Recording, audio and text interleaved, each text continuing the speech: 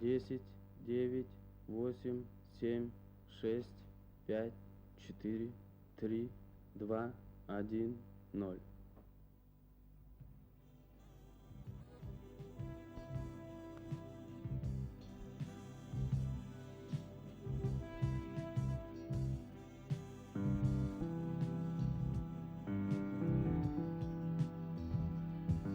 Қазақтың мемлекеттік Мұхтар Әуезов атындағы еңбек қызыл ту және халықтар достығы орденді академиялық драма театры күні кеше ғана Асқаралы Белес 60 жылдығын атап өтті.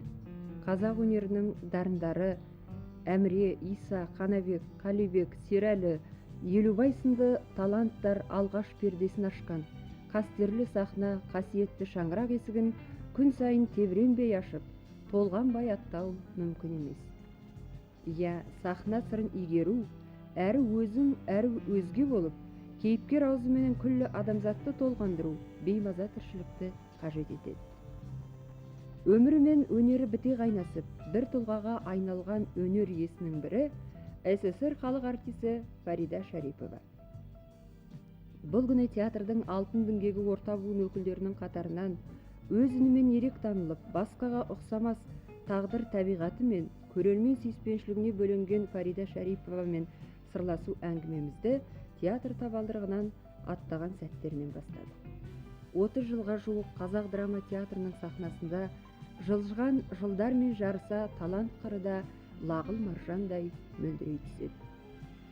Іңкәр сезім, кәусар сөз, ынтық жүрекпен ойнаған 30 жылға жуық өнер жолында 40-тан аса бейнелеген әрбір кейіпкер өмірі оның жан дүниесінде өз ізін қалдырып кеткені сөзсіз.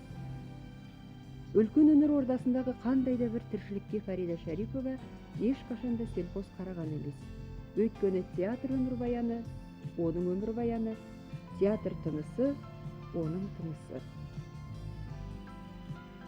Біз бүгін СССР және Қазақ ССР мемлекеттік сыйлығының лауреаты, СССР халық артисі Фарида Шарипованың мағыналы да мәнді, белестер мен биіктерге толы творчестволық жолы туралы әңгіме сырласуымызды актрисаның соңғы кезде сахнаға шығарған Алтыншаш Шағанованың беймаза әйел атты спектакліндегі образымен бастауды жөн көрдік. Көрермен жүрегіне жол табар, естен кетпес асыл жанды замандас бейнесін шығарсам, соның жан дүниесін жете меңгеріп бейнелесем деп қандай сахна шебері арман етпейді дейсіз.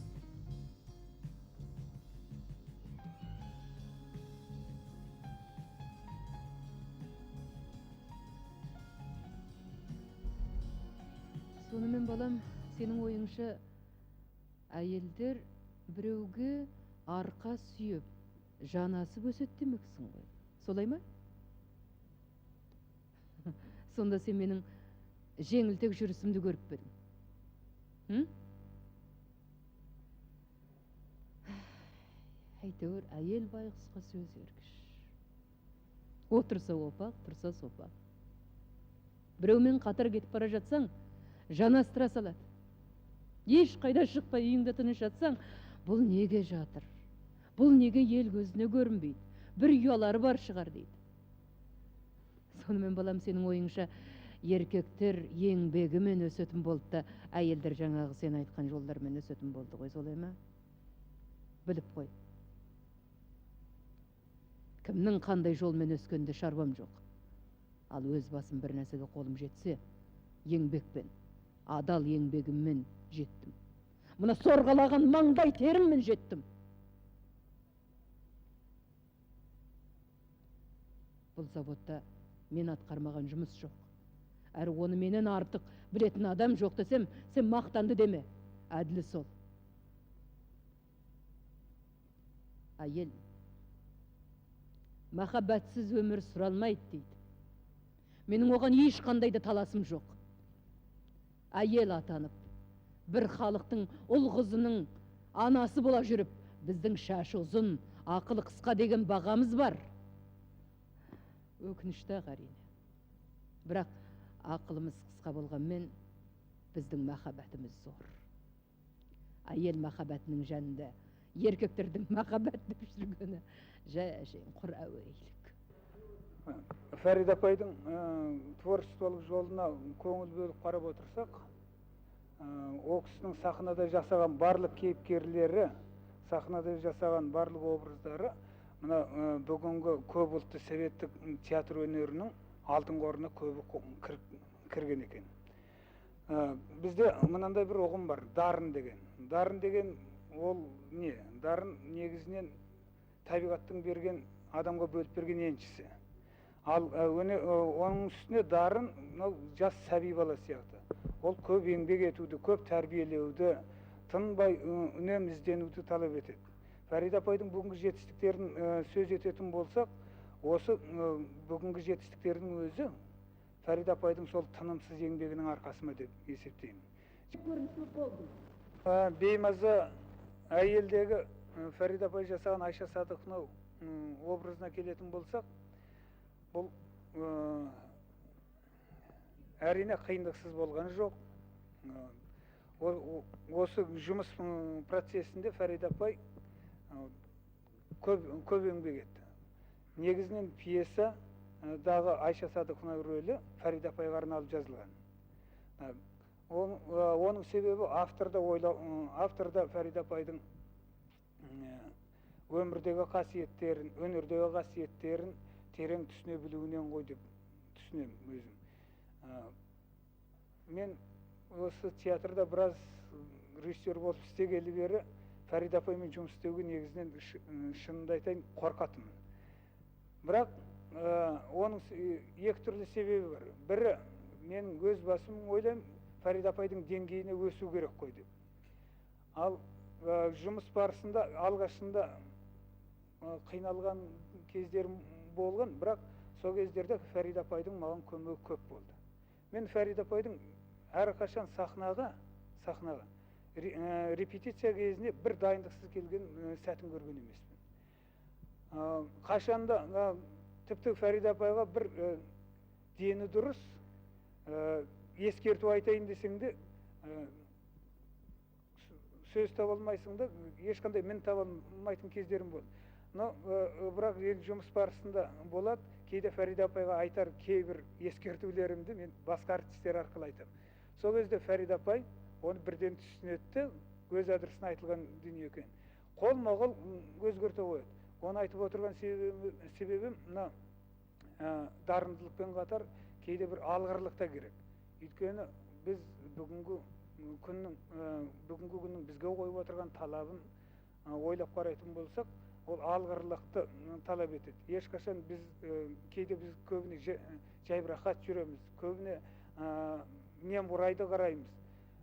Фарида апайдың бойында бір қасиет, өмірдегі болмашы дүниелердің өзіне ешқашан көңіл аудармай кеткен сәтін көрген емеспін. Фариданы қай жанрға салсаңыз да мүдірмей өтеді. Соның барлығында да көрермен халқының жүрегінен жол тауып жатады. Өзінен бұрынғы Хадиша, Сабира, Шолпан сияқты үлкен шебер актриса апаларының, жалпы театрдың ұлы актерларының өткендегі не істеп кеткенін, өзінің өскен, өнген театрының тарихын, өткенін мұқият зерттей жүріп, өзінше тың жолдар, тың өрнек, тың әдіспен келген актриса, тың шеберлік тапқан актриса. Әрбір актер, актриса өз замандастарының тұлғасын жасасам деп арман етеді. Оған шығармада сегіз қырлы, бір сырлы боп, жан-жақты боп рөл келе бермейді. Ал бұл тұста соңғы ойнаған беймаза әйелдегі Айша Садықовна рөлін көрермен халық ыстық ықыласпен, зор ілтифатпен қабылдады. Демек, бұл шығармада өмір шындығы басым еді, режиссерлік шешіммен бас кейіпкерді ойнайтын Фариданың ойыны менен автордың үшеуінің ойы бір жерден шығып, халық көңіліне қонды. Оның үстіне Фариданың бұл рөлінен айталық. Бұрын біздің сахнамызда Хадиша ойнаған обком секретары Сәуле, Шолпан ойнаған парторг әйел Жамал, соның бірде-біріне ұқсатпай, өзінше көркемдік ізденістердің тың жолын тапты. Айталық, Фариданың осы рөлінен ұлы орыс халқының алдын қатарлы актрисаларының өнерінен үлгі алуда, ала білуде үлкен қасиет. Осы рөлінен Алиса Фрейндлихтің ойындарының үлгісін көруге болады. Оны біз анық сеземіз. Әрбір ойнаған рөлінің ішкі жан дүниесінің сезімінің тереңдігі мен үлкен тебіреніспен жеткіз отырып, рөлдерінің сыртқы сымбатын да өте әдемі суреткерлікпен дәл тауып, соны әсем бейнелей білетін актриса. Енді мен мысалы Қарагөздің жан сұлулығын көрсетуге тырыстым. Бұл жаны сұлу. Мына сұлулықтың өзі де бір шартты ұғым ғой енді. Мысалы, сырты сұлу болып, іші таза болмаса, ішкі парасаты болмаса, іштей жан баса, іштей сезінбесе, ондай сұлулықтың кімге қажеті бар? Мысалы, сұлу адамды сахнаға шығарып қойып, 2-3 минут тұрғызуға болады, одан кейін жалығып кетеді халық. Ар жағында ол көрсететін өнері болмаса, халықтың талғам талабынан шықпаса, ондай сұлулықтың өнерге де ешкімге де қажеті жоқ. Ал енді бұл Қарагөзден көрді. Енді мен Қарагөзді аз ойнадым. Өйткені кеш ойнадым, 40-тан аса ойнадым десем де болады. Өйткені жаңа театрды ашуға театр сахнасын Қарагөзбен ашпақшы болдық дағы. Сол үлкен тапсырма берілгеннен кейін, енді осы менің бағым шығар, осы театрдың сахнасын Қарагөзбен ашып бердім. Бір жарым жылдай ойнадым. Артымнан еріп келе жатқан сіңілдерім болды, жастар болды. Содан кейін өзім Әзекеңе үлкен рахмет айтып, осындай үлкен сенім тапсырып, сенім менен маған осы рөлді тапсырғанына рахметімді айттым. Жасай алдым ба, жасай алмадым ба, оны енді көрермен қауым өзінің кезінде бағасын да берді.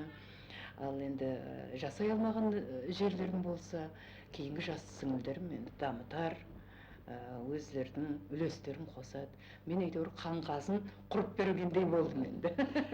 Мен де өзіңіздің енді сіздің Совет одағының халық артисі ретіндегі жалпы алдымыздағы үлкен аға буынның соңынан келе жатқан орта буын ретінде әрине кейінгі жастарға өз айтарыңыз болған болу керек ол ретте. Әрине. Ал енді Қарагөз, жаңағы өзіңіз айттыңыз ғой, сіздің өзіңіз ойнаған барлық кейіпкерлеріңіздің ең басын жинақтайтын махаббат тақырыбы. Бұл енді Қарагөз. Ал енді солардың ішіндегі менше сіздің ойнаған кейіпкерлеріңіздің ішінде шоқтығы биік тұратын Ақбала бейнесі. Әрине, Ақбалаға біз 74 жылы мемлекеттік сыйлығының лауреатын алдық. Асаналы, Адырыс, мен, содан кейін суретшіміз. Бұнау бір жалпы бір үлкен бастаудың бір арнаға түсіп, оның бір кең арналы, кең сарқырамаға айналу үшін бір бұлақтың көзін идемен ашқандай оған бір себеп керек. Мен сізден сұрағалы отыр едім, осындай бір үлкен талантыңыздың бүгінгі күнде міне Советтер одағының халық артисі, СССР мемлекеттік сыйлығының лауреаты, Қазақ ССР мемлекеттік сыйлығының лауреаты атандыңыз. Оның бір жағында халық құрметі, алып жатқан қызметіңіздің творчестволық еңбегіңізді жоғары бағалап жатқан өкімет наградалары, сөздің реті келгенде айта кетейін, таяуда ғана алған орденіңіз қызыл болды, еңбек қызыл ту орденін алдыңыз. Бұл үлкен өкімет наградасы, сондықтан онымен де сізді құттықтап өтейін, сөздің реті келгенде. Ал шындығында да сіздің осындай үлкен талантыңыздың танылуына, оның осындай үлкен шыңға көтерілуіне о баста себепкер болған режиссер кім еді? О баста себепкер болған Әзірбайжан Мадиш Мәмбетұлы. Әзекең бұл тек қана біздің қазақ топырағындағы үлкен режиссер емес. Ол қазір мына Орта Азиядағы бір үлкен мықты режиссерлердің бірі. Мына қазір біз Советтер одағында бір 5-6 мықты режиссер бар десек, Тавстаногов, Ефремов, Эфрос, анау әлгі кімдегі Грузиядағы Струаны алсақ, солардың қатарындағы бір сол 5-ші дейміз бе, енді сол қатардағы 5 мықтылардың біреуі. Сол мықтылардың біреуі. Әзекеңнің енді ізденгіш, ол кезде біз айтамыз, жас болатын ана жер ананы қойған кезі осы 64 жылы, өзі сол 30-дан жаңадан ғана асқан, 31-32 жасында болу керек. Мен 27 жасымда болатымын. Сонда ана жер ананы толғанайды маған берді. Бергенде сол Сабир апай екеумізге берді. Сабир апайдың екінші, енді дублер ретінде де деуге де болады. Бірақ кейін екеуміз қатар ойнадық. Репетицияны қатар берді екеумізге. Сонда мен Әзекеңе қатты ренжіп жылағаным есімде. Сіз мені құртайын деп жүрсіз, мен жаңадан ғана театрға енді ғана тәй-тәй басып келе жатқанымда, мұндай үлкен рөлді мен қалай ойнаймын деп. Содан кейін ол кісі күлді де қойды. Дегенмен ол кісінің енді көрегендігі болу керек. Режиссердің көрегендігі болу керек. Енді сол ана жер ананы мына Толғанай образын қазір 22 жыл сахнада ойнап келеміз. Мысалы Толғанай образын мен ойлар едім, бұл мына совет классикасына айналған образдың бірі. Мына Горкийдің анасынан бірде-бір кем образ емес. Бұл бүгін тіпті мына ұлттық шеңберден шығып, адамзат мына бүкіл әлеуметтік тақырыпты көтерген, соғысқа қарсы, соғысқа лағнат айтқан аналардың образы. Мысалы бүгін оның актуалдығы, бүгінгі тақырып жағы өте күшті. Менің өзімді тәрбиеледі десем де болады. Өйткені мынау алып үлкен рөлдер, оны ойнаған сайын терең ашыла береді.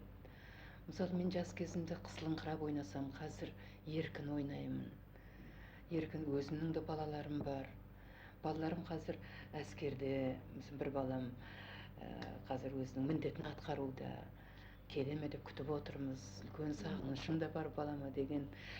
Сол енді мысалы Толғанайдың осы 22 жыл сол Толғанаймен бірге жасасып келген сияқтымын.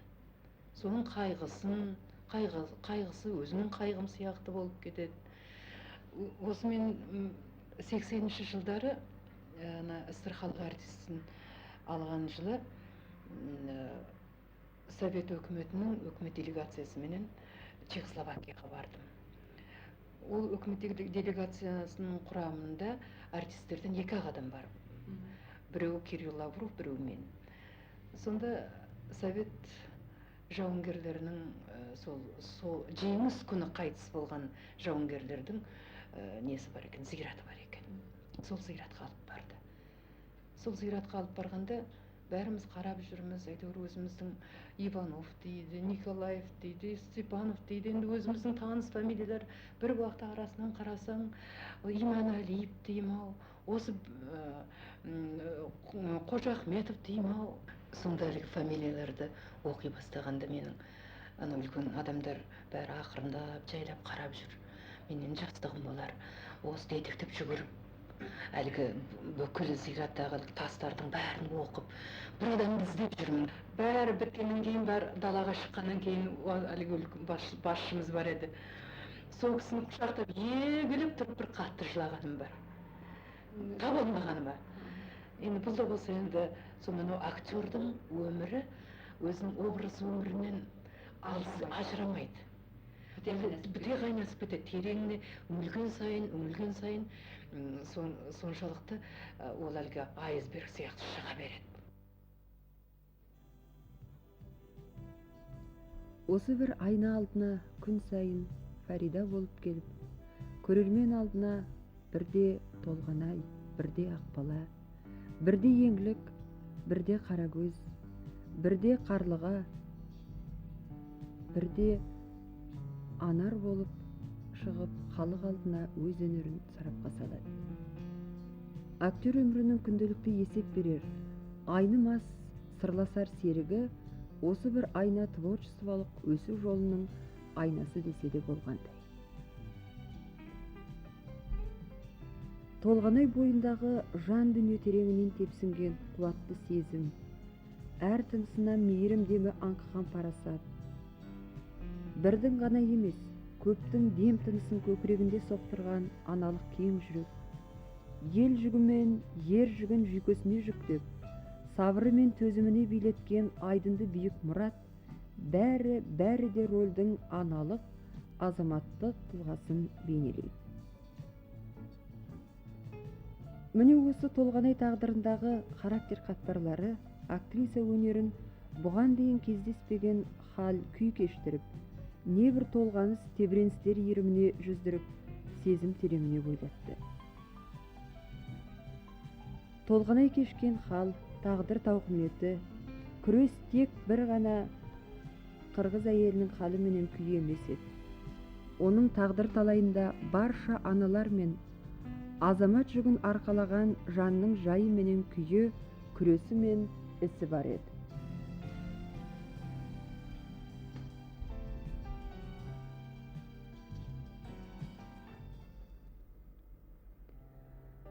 Ана баланы өмір үшін туады.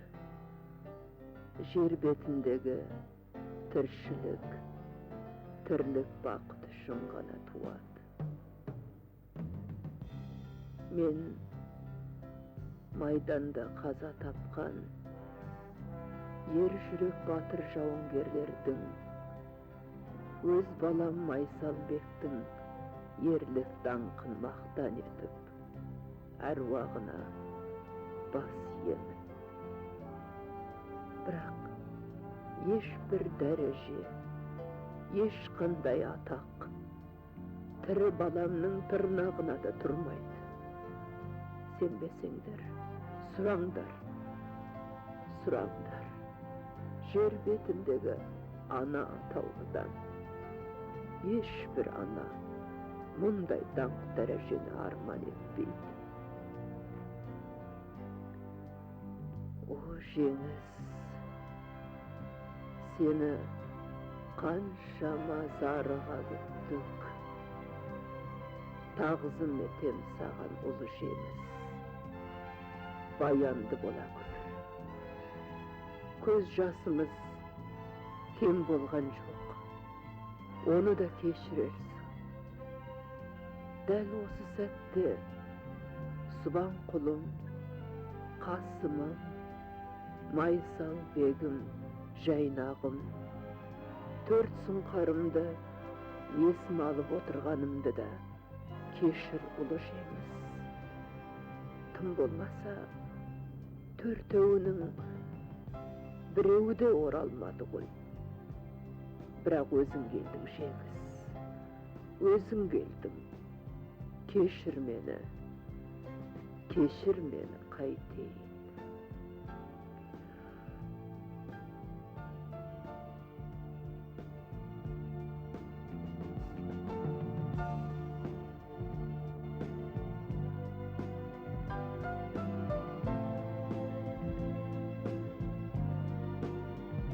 Жерана, өзің ағайтшы Жерана. Субанқұл мен Қасымдай абзал жандар шейіт кеткенде, таулар нағып теңселмей, өзендер нағып шайқалмай тұрады екен. Өзің ағайтшы Жерана, Осы бір шындықты өзің айтшы. Адам баласы соғыс қырғынсыз өмір сүре ала ма жоқ па?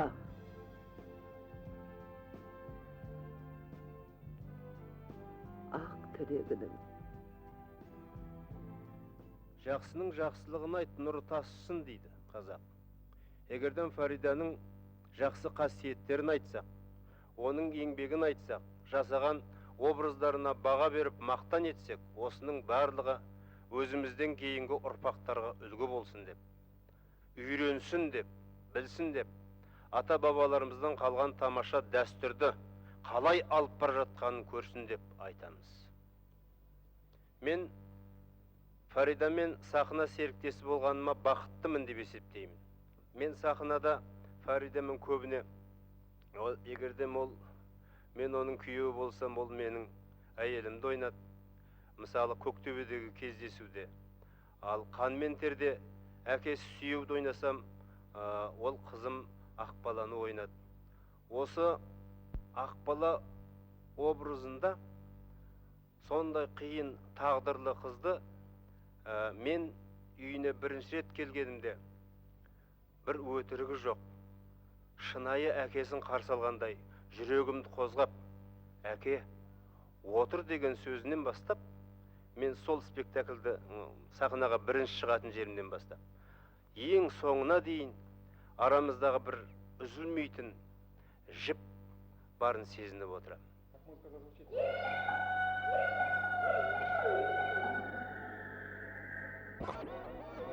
Ақбала романда тағдыр тәлкегіне көп ұшырап көнген, жаны беріп сөнген, жасып жалыққан Ақбаланың өзге қырын ашып алдыңызға келеді. Ақбаланың жан күйіндегі сезім шынайылығы, жан сұлулығы, сырт жарастығы менен көңіл көркі актрисаның таза да табиғи үн сарайынан анық танылып, сүйкімді сұлу көрінеді. Фарида Шарипова Ақбаласы өзге Ақбалалардан бөлек те биік. Сезім байлығы жағынан ол еліманнан әлде қайда сұңғыла, үйірімді де үйірімді.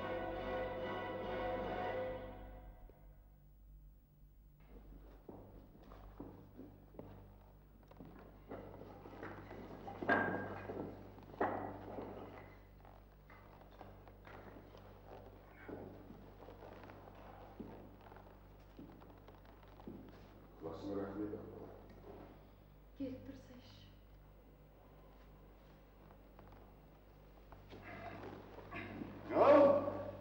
Елемін аға, қош болыңыз. Біздің ауылға келіп жүрміз.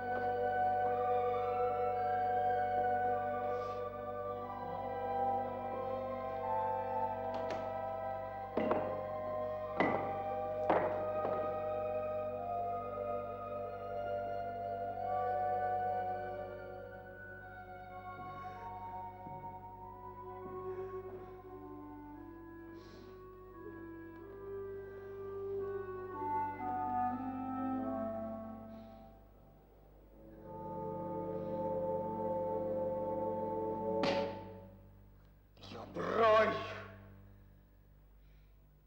Бұл иттердің тұқымынан қайда бассам да құтылмағаным ба? Нақ бір менің ісімді бап қыр соғымнан қалмай жүрген қара басты болды-ау бұл тұқым.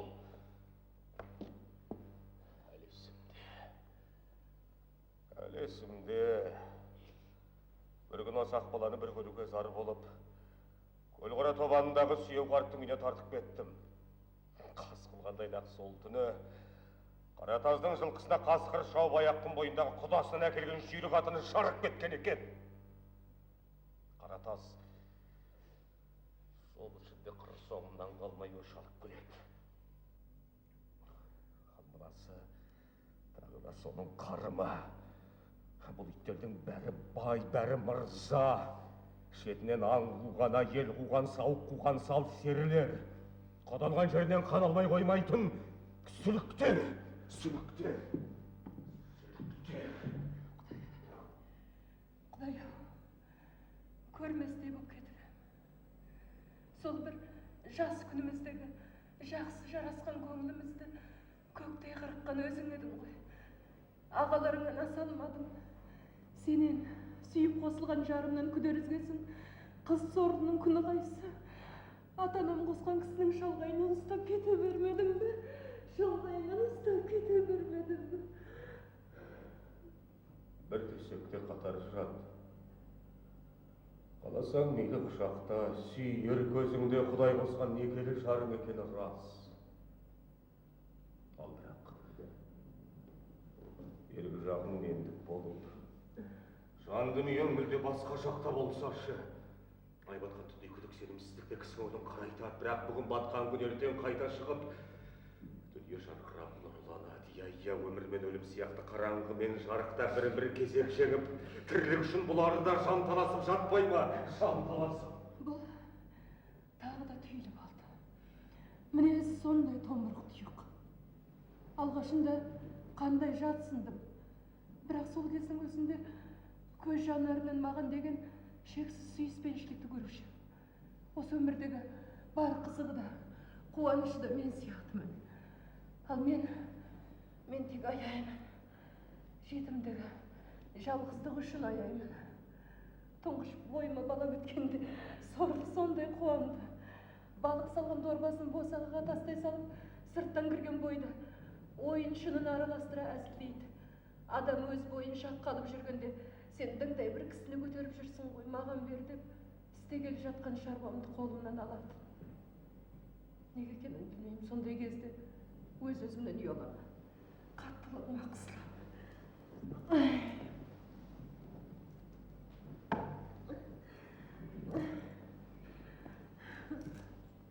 Осының бәріне мен өзім кінәлімін. Ата-анасынан, бауыр басқан ыстық ұясынан айырып теңіз жағасына келе беріп қойдым. Ағарған жоқ, қаразып емге жоқ, балық бірде болса бірде болмайды, бейшара қайтсын. Я, оның қандай мінезім болса да кешіруге тиістімін. Осының бәріне мен өзім кінәлі өзім. Құдай, маған не болды? Қаншама ойламайын десем де көңіл шіркін, дағдылы өрісіңіз деп аңырап тұратын сияқты.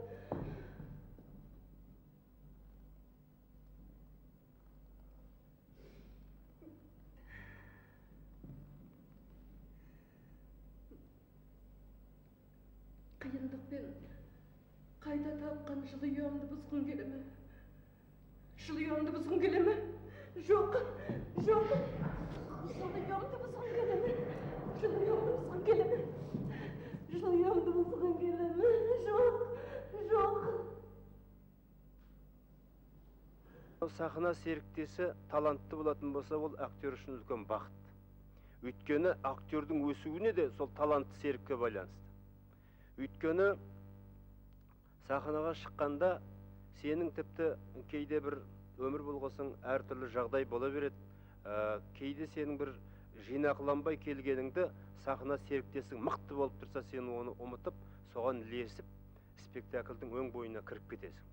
Мен театрға келгенде Серағаң бар болатын, Қалибек Қуанышбаев, Шәкен аға, Айманов, Сейфулла Телғараев, мына ғажап үлкен театрымыздың іргетасын қалаған ағаларымыз бар еді. Ол аға буындар өте үлкен қамқор болатын.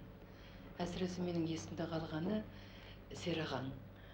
Мен театрға келгенде алғаш дебют жасадым. Қозы көрпешті ойнадым. Сол кезде мен сахнаның сыртында тұрғанда айналамда бір топ адамдар тұрған. Аздап күбірлеп сөйлеп тұрды. Сонда Серағаңның қамқорлығы маған деген әлгі жігіттерді, қыздарды кейін итеріп, сендер барыңдар, мынау жаңа сахнаға шығайын деп тұр ғой бала, оғын бөгет жасамаңдар деп маған жағдай туғызғаны.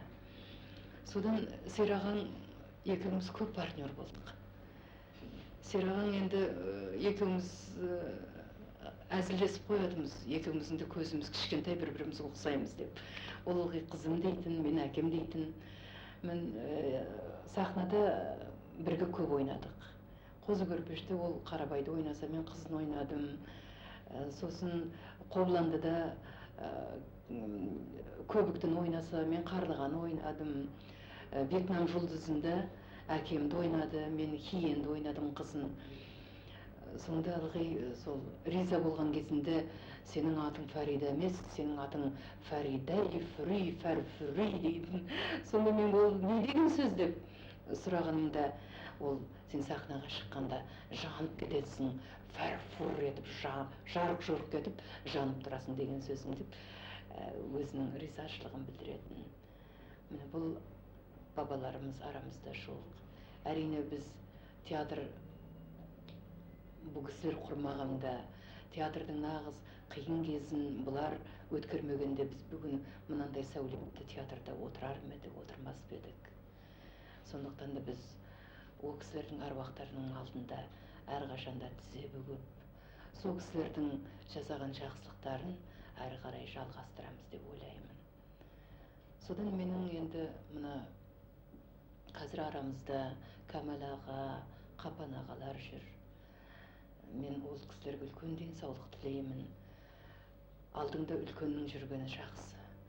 Мына семьяда да бір үлкен ақсақалдардың әкенің болғаны жақсы сияқты. Әкелеріміз ғой біздің. Театрға үлкен қамқор. Біздің әрбір қуанышымызға балаша қуанады. Мен соларына ризамын. Мысалы, Мөлік ағаны айтсам, Мөлік аға Сүртібаев, мен театрда бірінші рет сахнаға шыққанда Бөлтірік бөрік астында спектаклін ойнадым, Қалтай Мұхамеджановтың. Сонда студент кезім болатын. Мөлік аға маған партнер болып сахнаға шықтық. Сахнада екеуміздің бір билейтін сахнамыз бар. Сол билеп жүрген кезде сол менің қорыққан болуым керек, қатты дірілдеген болуым керек. Сонда арқамнан қағып қояды.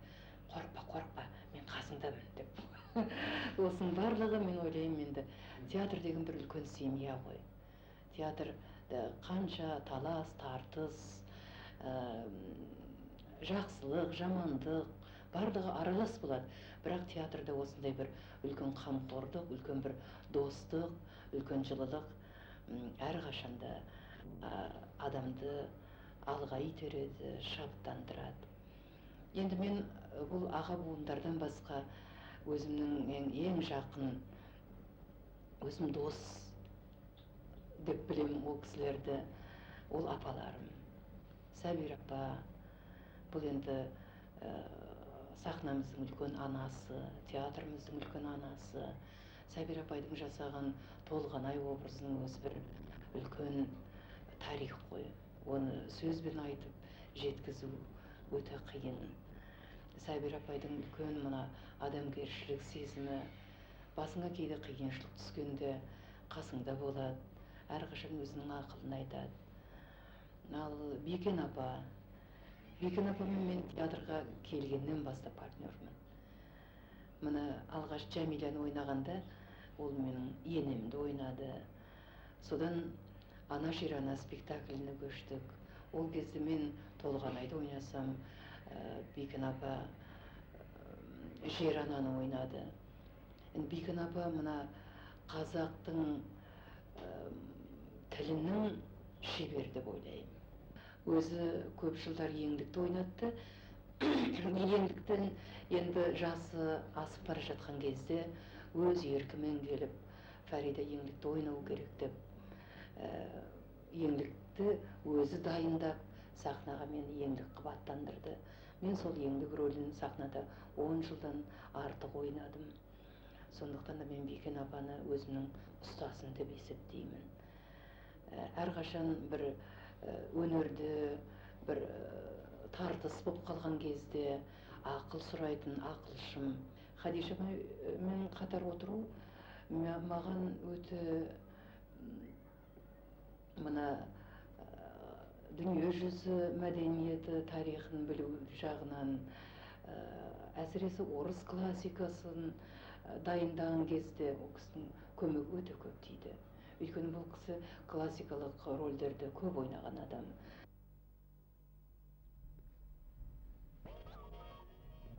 бір 1959 жылы Алматы мемлекеттік өнер институтының актерлік бөлімін Асқар Тоқпанов класы бойынша бітірген Фарида Шарипова өзінің қазақ драма театрындағы алғашқы тұсауын Әзірбайжан Мәмбетов қойған Ғабит Мүсіреповтің Қозы-көрпеш Баян сұлу трагедиясындағы Баян рөлімен кесті.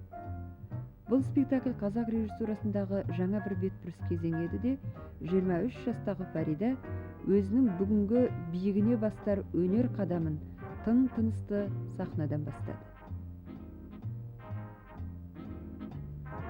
Сонан бергі ширек ғасыр ішіндегі актриса қолы жеткен творчестволық табыстардың дені Әзірбайжан Мәмбетов режиссурасы менен жарық көрген қойылымдармен тығыз байланысты. Олардың басты-бастыларын атар болсақ, Мұхтар Әуезовтің Еңлік кебегіндегі Еңлік, Айман Шолпандағы Шолпан, Абайдағы Ажар, Қарагөздегі Қарагөз, Шыңғыс Айтматовтың Ана жер анасындағы Толғанай, Көктөбедегі кездесуіндегі Гүлжан, Аңсаған менің әнімсіңдегі Жәмила, Шекспирдің Ричард үшіндегі Анна, Чеховтың Ваня ағайындағы Елена Андреевна. Актриса сахнада ойнаған рөлдердің ешқайсының да алалығы жоқ деген қағида толығынан рас. Бірақ олардың әр қайсының орны бөлек, өзіндік мәнге ие. Міне осы орайда өз басым Ана жер анадағы Толғанай, Қарақапшақ Қобландыдағы Қарлыға, Ваня ағайдағы Елена Владимировна, Қан мен тердегі Ақбала, Әпкедегі Әпкені алдыменен атар едім. Ал жоғалған достағы Ғайни жаңа бір тыныс ашқандай дейді Фарида Шарипова.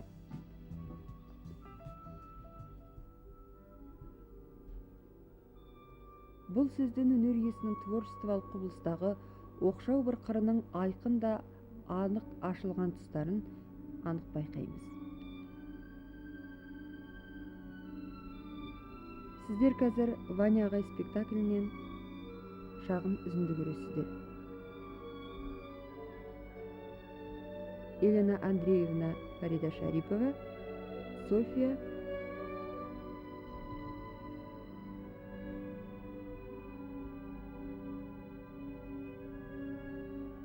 рөлінде Дәулетшина. Михаил Львович, ұнай ма?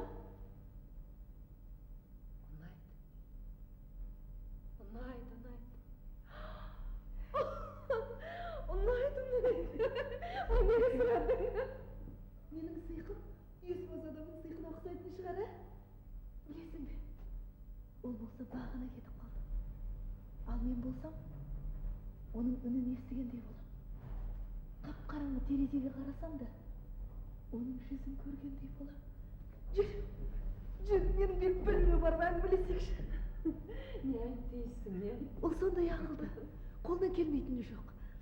Адамдарды емдейді. Орманда отырғызады. Сен ол туралы не ойлайсың, айтшы? Мәселе орманда да, медицинада да мен сүйіктім. Сен түсінсеңші, ол талант. Сен талант дегеннің не екенін білесің бе өзің? Талант деген батылдық, өжетті, өткір ой, биікке құлаш сермер, қажыр ғайрат қарымдылық. Ағаш отырғызса да, ол бұдан 1000 жыл кейін не болатынын көз алдына елестете алады. Бүкіл адамзаттың бақытты болуын ойлайды. Ондай адамдар өте сирек кездеседі. Ондай адамдарды сүйе білу керек. Рас, ол кейде шет, дөрекі сөйлейтін де бар. Бірақ онда тұрған не бар екен? талантты адамдар Россия жағдайында тап-таза періште күйінде қала алмайды. Өзің ойлашы. Жаңағы дәрігердің өмірі өмір ме?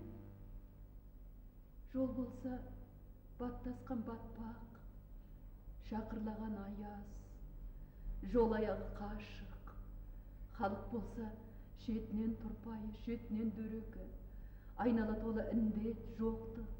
Міне осындай жағдайда күрес жүргізіп, өмір сүріп келе жатқан адам 40-қа келгенше қайдан тап-таза сап-сау болып жүре алатын еді.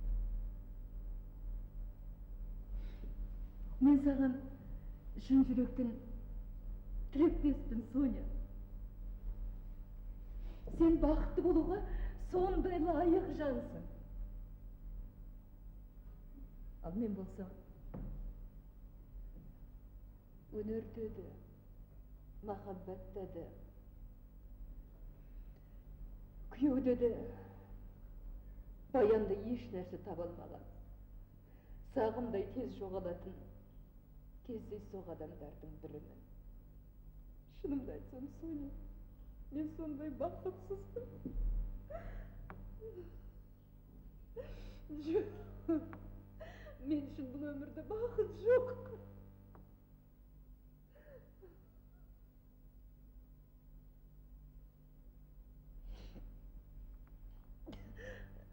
Сен маған күліп отырғаннан саумысың. Ал мен сондай бақыттымын. Шексіз бақыттым.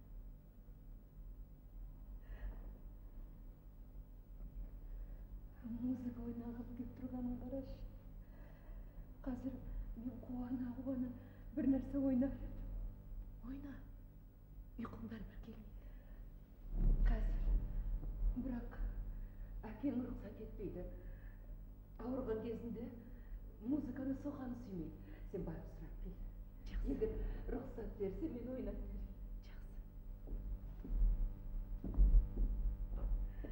Музыка ойнамағаныма да біраз болыпты. Ойнаймын да жылаймын. Ағыл-тегіл жылаймын.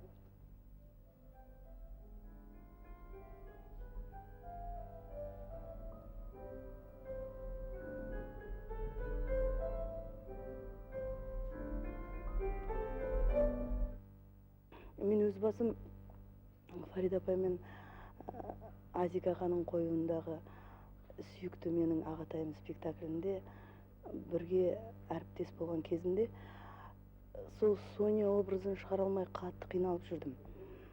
Сол кезде Фарида апай мен ол кісіге арнайы келіп бір көмек сұрамасам да менің сол жүріс-тұрысымнан, көзқарасымнан менің қатты қиналып жүргенімді сезген болуы керек. Тек Фарида апайдың ұстаздық бір құпиясына тән өзінің бір қасиетімен маған келіп өзінің сынын, ойын, сол образды шығарудағы дұрыс жолға маған көптеген көмек жасап жүрді. Ол кісіге әрине мен өзімнің атымнан, өзімнің жанында жүрген жас актрисалардың атынан үлкен рахмет айтамын. Өйткені жалғыз мен емес, менің жанымдағы көптеген актрисаларға ол кісі ылғи да үлкен апай ретінде, ана ретінде, ұстаз ретінде өзінің көмегін аямайды. Көптеген біздің жас актрисаларға үлкен образдар шығаруға көмектесті. Тіпті басқа осы театрдағы жұмыста айтпағанда, осы театрдағы спектакльдерді айтпағанда, біз Қазақфильм киностудиясында әрдайым Қазақфильмін дубляж жасауға барамыз ғой. Сол кезде Фарида апаймен қайтадан кездесіп, қайтадан ол кісіден үйренуге тура келеді. Өйткені ол кісінің сол жердегі осы орыс фильмдарын қазақшаға аударғандағы шеберлігі әрине бізге жастарға үйренуге тұрарлық нәрсе.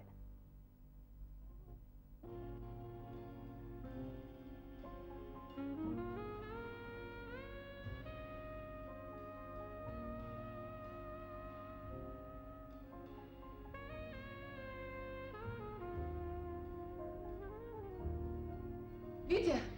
Витя! Вадик! Қойыңдаршы енді! Тоқтатыңдар! Вадик, қойсаңдаршы! Жібер деймін! Вадик! Сендерге не болған?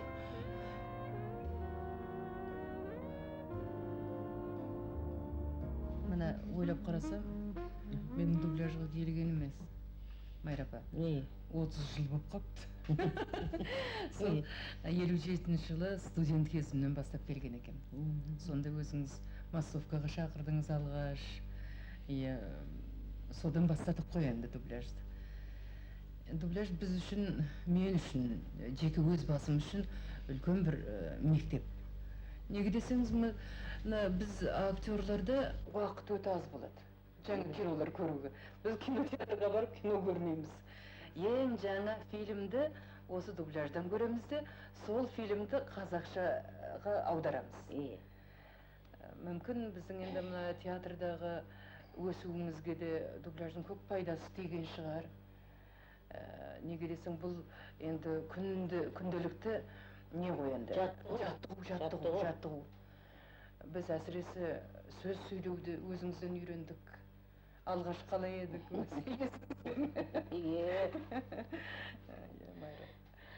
Бұл арасында да дубляж деген мектеп. Әртістер үшін әсіресе мектеп деген рас. Оған мен қосылам. Ал енді 30 жыл өтті деген уақыт өтіпті. Алдай, сенер місің, сенбеспісің? Күні кешегі жағдай сияқты. Бірақ дегенмен дубляждың өзі көрер көзге онша сырттай онша түсініксіздеу болғаса дағы, біле білген кісіге үлкен бір өнердің саласы бұлда.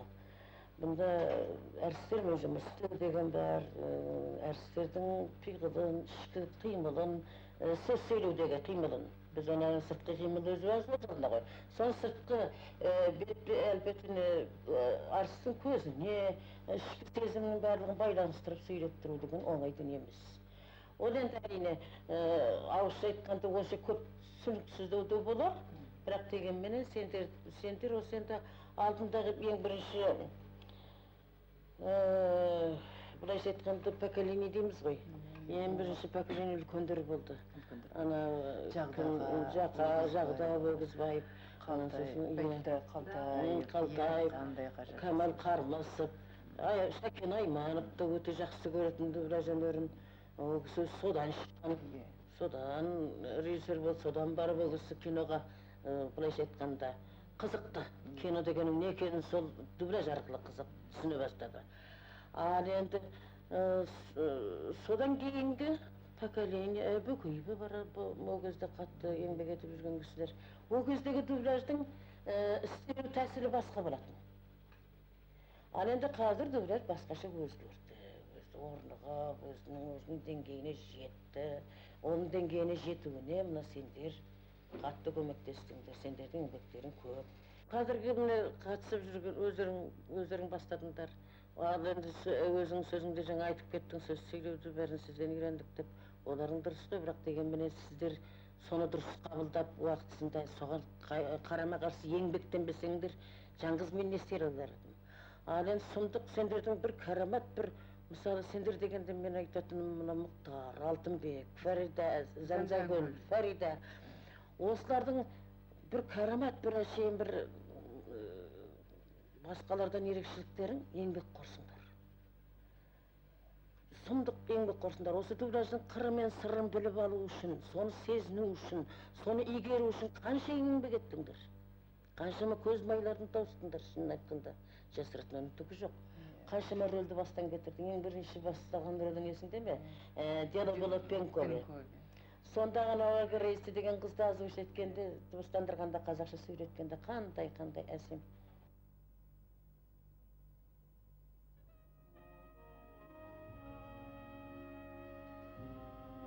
Поздно приехали. Как обычно, не хватало машин. Больного гонила. Надо было спасать на месте. Как? Чем? Вашими обещаниями и отпиской? Даже переливание крови я не могла сделать. Но ведь вас же никто не обвиняет. Зато я обвиняю. Кого? Вас. Слишком спокойно сидите в своем кресле. А станция до сих пор не имеет необходимого. Где новые машины? Где новая аппаратура? Результат вашего равнодушия. Любуйтесь. Ладно, иди. Потом.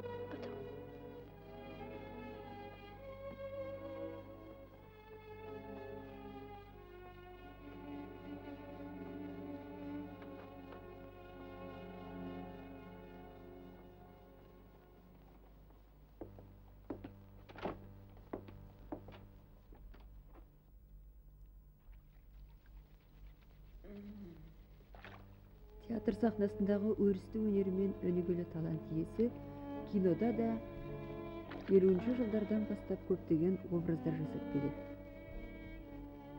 Торапта, жол айрығы, тұлпардың ізі, жорғаның жүрісі, махаббат сыры, қыз жібек, абай және тағы да басқа фильмдерде Ғалия, Жауһаз, Мүслима, Қалима Кербез бейнесінде де аз әсер қалдырған жоқ.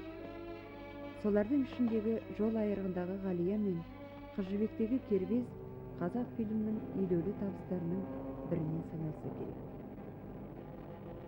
Шағында болса, Мәншүк анасының бейнесі оның сахнадағы аналар бейнесінің кинодағы бір заңды жалғасы сияқты.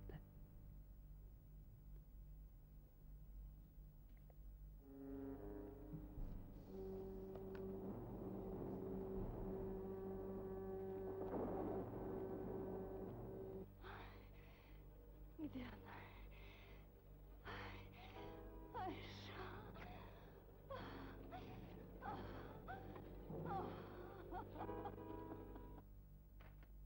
Мына шуды тоқтата алатын бір адам табылмай қойды ма?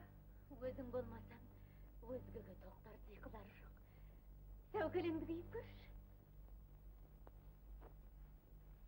Төлеген келе алмай жатыр деп, жаның ашығаны ма? Жарым көңілге алданыш жасағың келе ме? Бірінің де керегі жоқ. Киер кезінде киемін өзім. Келет Төлеген, келет. Еркежаным, келмейді деп ойласам, сәукелеңді әзірлермедім. Келеді әрине. Әрине келеді.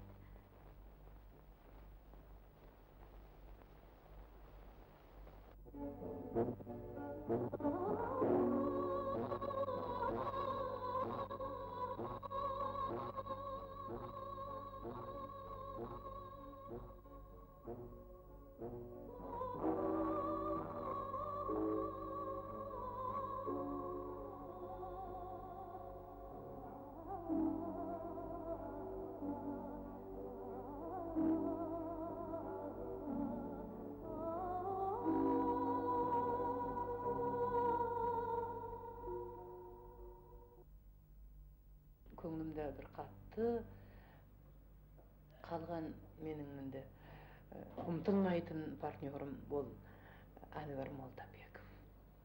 Әнуар деген өте асыл актер. Әнуардың орны толмайды. Мен әсіресе Әнуардың еңбек қорлығын, оның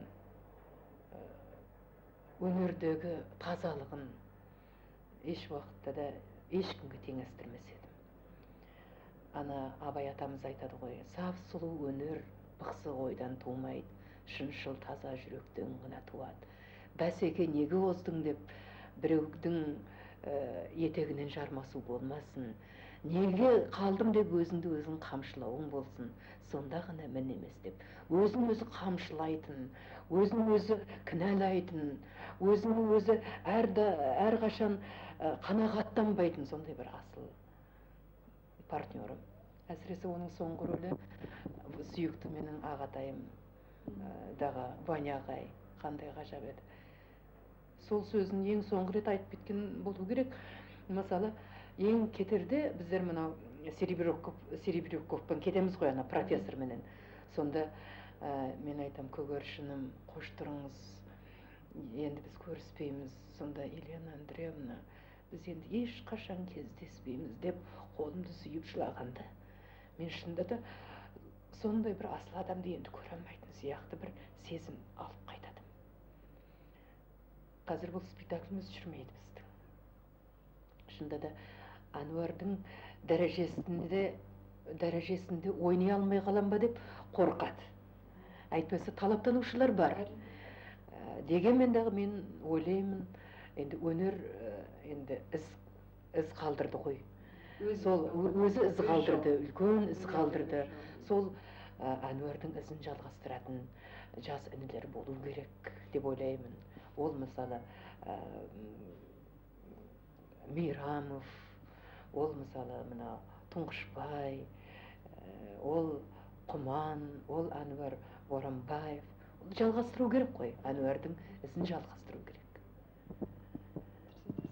Жасты енді әңгіменің өзі жастар жағына ойысып келе жатыр ғой. Ал енді өзіңіз Совет одағының халық артисі ретінде тек қана осы дарын талант иесі ретінде ғана емес, өнерге жанашырлайтын адам ретінде.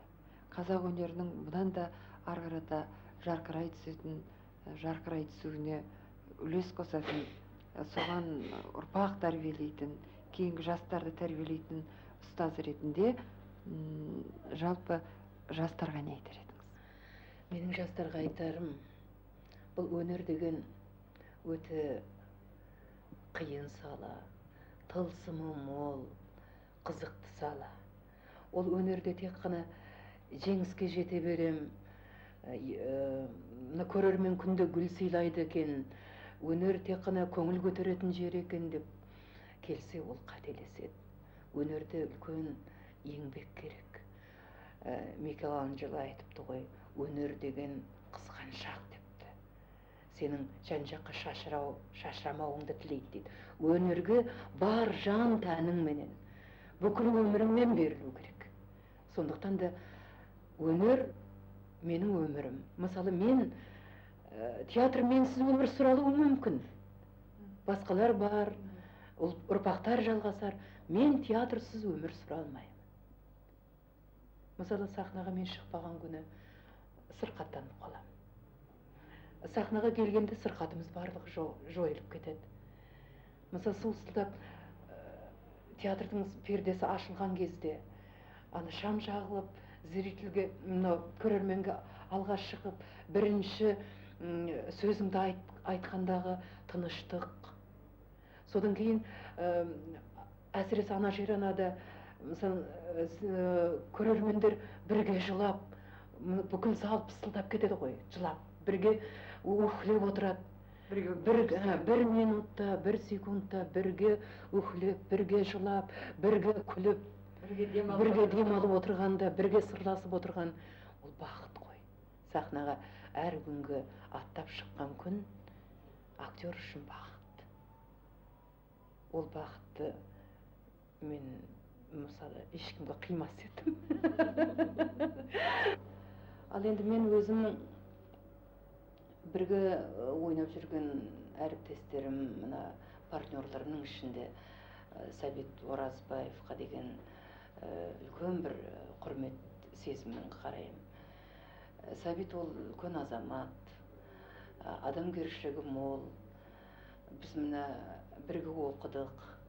Қазір енді көп әріптестеріміз арамыздан кеткендер де болды. Енді сахнада көбірек бірге ойнап жүрген қазір Сәбит екеуміз. Сондықтан да мен әрқашанда Сәбиттен бір түрлі достық қарым-қатынасты, шынайы пікірлестікті, шынайы мына өзінің пікірін аянбайды. Осы достық, азаматтық қасиетін мен өте бағалаймын. Мысалы, мен біздің театрымыздың тарихына көз жүгірткенімде, біздің Әзірбайжан Мадич Мәмбетовтың бір үлкен қасиеті, ол репертуар таңдауды өте актуалды темаларға, актуалды проблемаларға көп тоқтайды. Біз 60-шы жылдардың соңына таман мына Вьетнамда америкалықтармен соғыс кезінде Москвалық драматург Куприяновтың «Вьетнам жұлдызы» деген спектаклін қойдық. Бұл спектакль қойырды Әзекең енді үлкен ынтамен, өзі соншалықты бір сүйіспеншілікпен осы спектакльге кірісті. Сонда мен звезда Вьетнам жұлдызы атанған спектакльдің героинесі Нгуен Тхей Хиен деген рөлді ойнадым. Ол қыз партизан қызы болатын, өзінің еліне қатты берілген, сол партизан қыздың рөлінде. Енді ол уақыт алшақтап кетті ғой, енді 20 жылдардан астам уақыт өтіп кетті. Сол өзімнің бір ғажап сүйіп ойнайтын рөлім еді.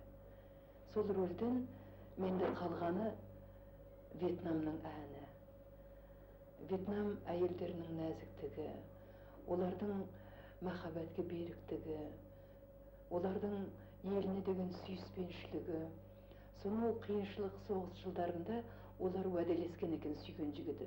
Қашан жеңіске жеткен күні той жасаймыз деп. Сол жеңіске жеткенше 10 жылдап, 5 жылдап олар бір-бірін сағына күтеді екен.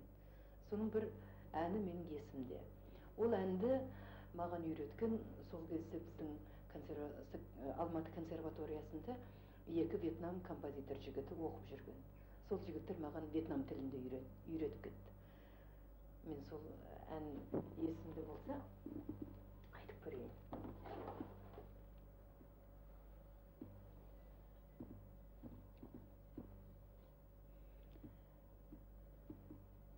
Енді қазір даусымда өзгерген, бұрынғыдай енді онша нәзік емес болу керек, сонда да.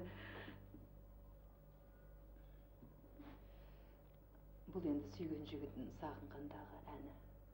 Барды айтады, ол кезде қолында веері болатын, билейтінмін. Қазір ол әрине жоқ ол құралдар. Тяу-тяу, чунфия,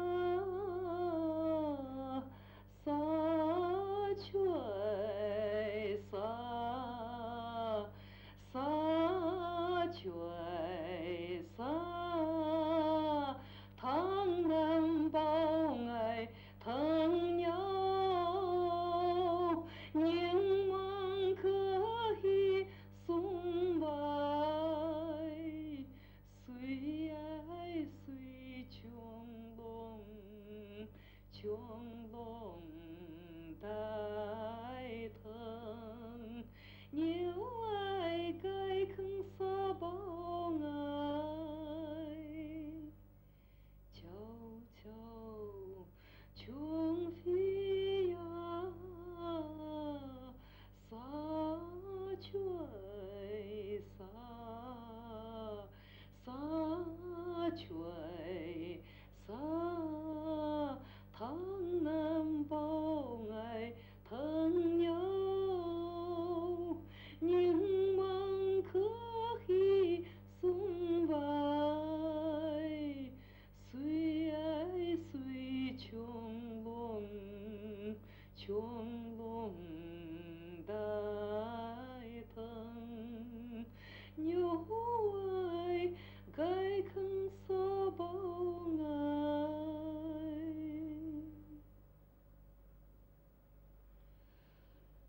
Сонда біздер малый театрды қойдық. Мына өнер адамдарын мысалы дүние жүзінде ұлттық батырға теңейді. Өйткені өнер адамы сенің ұлтыңның кім екенін танытатын жер өнер адамы.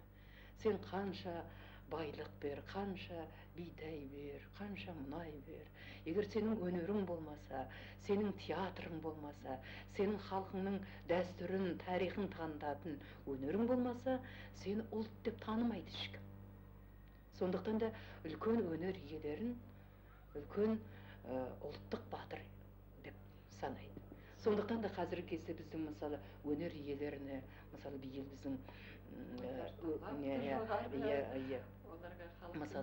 сенім де зор. Мысалы біздің Ерекеңе, мысалы Ермек Серкебаевқа батыры деген атақ берген, социалистік еңбек ері деген атақ беруінің өзі шынында да өнер иелері батырлар ғой олар. Елді танытатын батырлар. 27 съезінен кейін бүкіл елімізде, жалпы біздің елімізде үлкен бір серпіліс бар. Қай салада болсын, өнерде болсын, еңбекте болсын, жалпы өмірдің барлық саласында. Тек қана саласында ғана емес, бүкіл адамдардың өзінің бір ойлау жүйесінде. Жалпы бұдан ары қарата қалай өмір сүру керек? Бұдан ары қарата халықты қалай жоғары дәрежеге көтеру керек? Оның тұрмысын, экономикасын, байлығын, өнерін, тарихын дегендей. Қандай бір жаңа қырынан таныту керек? Міне осы мәселе қазір бүкіл жұртшылықтың әлемнің алдында тұрған, жұртшылықтың біздің қоғамымыздың алдында тұрған үлкен басты мақсат. Осы орайда мектеп реформасы жүріп жатыр. Тағы да басқа да қоғамдар құрылып жатыр. Ал міне театр реформасы да жүріп жатыр, соған байланысты елімізде. Сол театр реформасына сәйкес біздің одағымызда 71 театр қазір жаңағы экспериментке түсті. Міне осы экспериментті сіздер өздеріңіз осыны қалай қарсы алдыңыз? Театр коллективі әрине экспериментті өте жауапкершілікпен қарсы алды. Бұл экспериментке ілігудің өзі, соған қосылудың өзі, сол бүкіл Советтер одағындағы 71 театрдың ішіндегі біреуі болып біздің театрдың болуы, бұл бізге үлкен абырой. Эксперимент әрине театрға үлкен бостандық береді. Театр өзінің қалаған репертуарын өзі таңдап алуға еркіндік алады. Театрда мына көркемдік советтің маңызы күшейеді. Жалпы алғанда театрға үлкен кеңшілік, үлкен жауапкершілік. Театр өз тағдырын өзі шешеді. Сондықтан мұнда енді театр негізі үлкен репертуарларды таңдау керек. Бүгінгі замана тақырыбына лайықты тақырыптар, бүгінгі талапқа жауап беретін тақырып алу керек. Ол үшін біздің мына көрермендеріміз де театрға деген өзінің қарым-қатынасын өзгерту керек қой деймін. Театрға қызығушылығы күшею керек. Егер көрермені жоқ болса, ол театр бола ма? Мүмкін театрдың репертуары нашар болса, көрермен келмеуі мүмкін. Егер көрермен қызықса, осы театрымыздың өсуіне біз де үлес қосайық десе, ол театр өсуі де мүмкін. Бұл жалпы театрдың ғана ісі емес. Бұл бүкіл әлеуметтің, мына қоғамымыздың ісі. Бүкіл мына оқу орындары көмектесу керек, студенчество дейміз, біздің студенттер, біздің негізгі көрермендеріміз ғой. Осы қызығушылық көбейсе деп тілеймін. Сонда біздер мына экспериментті, осы 2 жылдық эксперименттен сәтті өтіп кетуіміз мүмкін. Өз нәтижесін беруі мүмкін. Экспериментті, мысалы, жалпы ертеде біз бүйтеміз. Аз ойнаған адамды сол ақшаны алады, көп ойнаған адамды барлығы тепе-теңдеу. Мұнда экспериментті ондай болмайды. Экспериментті кім еңбекті көп етсе, еңбек кімде болса, жалпы халықтың еңбегіне қарай алу, ол енді адамдарды рухтандырады, шабыттандырады. Оның да нәтижесі болу керек.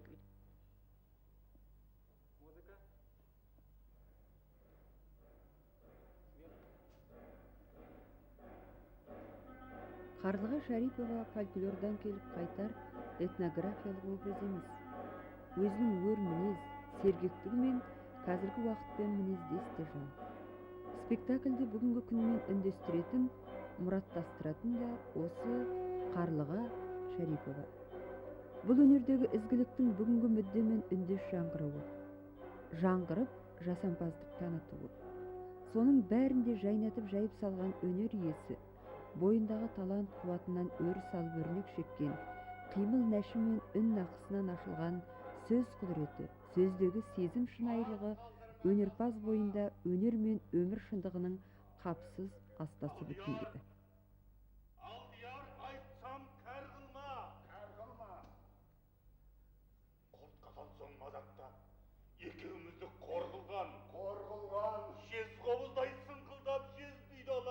талдырған, өз қасында отырған қасарман қызым Қарлыға. Қарлыға.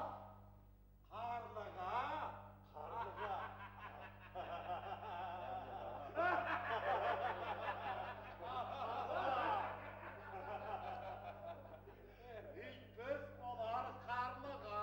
Итпіз болар.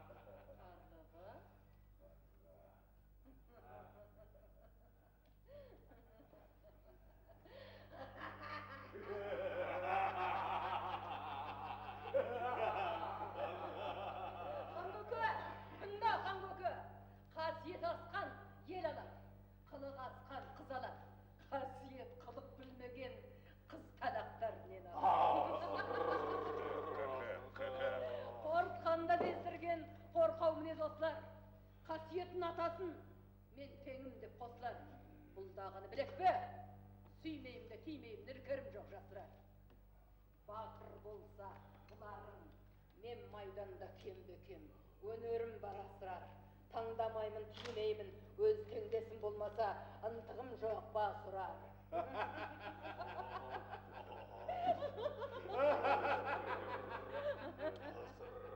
Қыз біреу де ерекеу, қырқысатын жөні бар.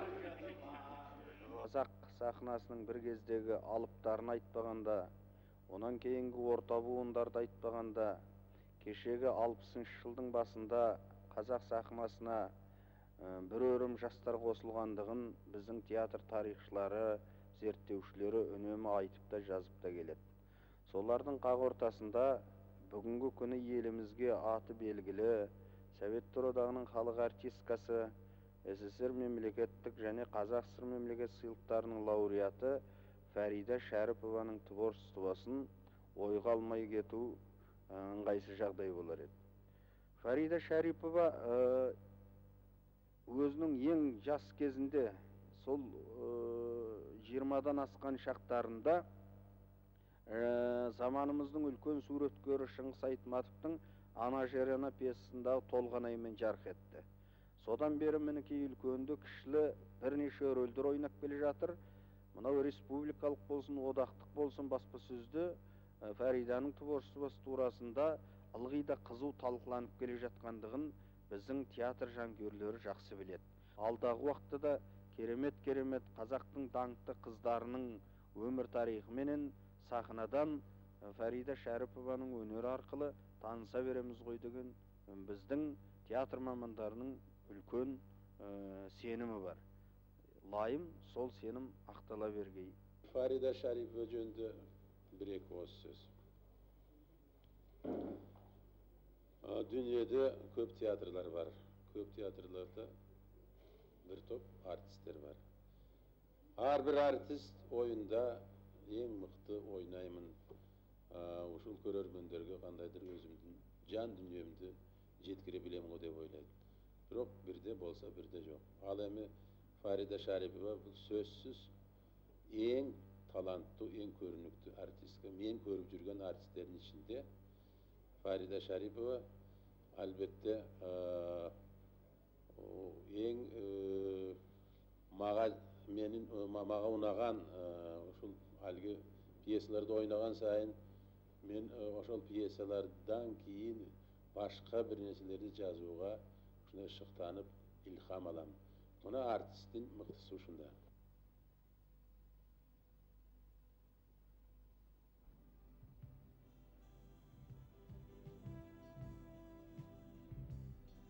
Деңізге шығасыңдар. Жылайын десең, мына ел тұр, елден ұят. Жыламайын десең, мына жалғыз балаң өлді. Сондағы мөңкенің состояниесі, мөңкенің ішкі күйі қалай, көңіл күйі. Ана сөз қалай туылады? Жылда бір құлынымды көріп кетемін.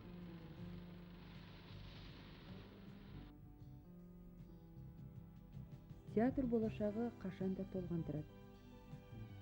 Өз жалғасын өзгеден күту, өнер дәстүрін алға апарушы ізбасарлар дайындау, үлкен жүректі сахна шебердің, ұлағатты ұстаздың арманы.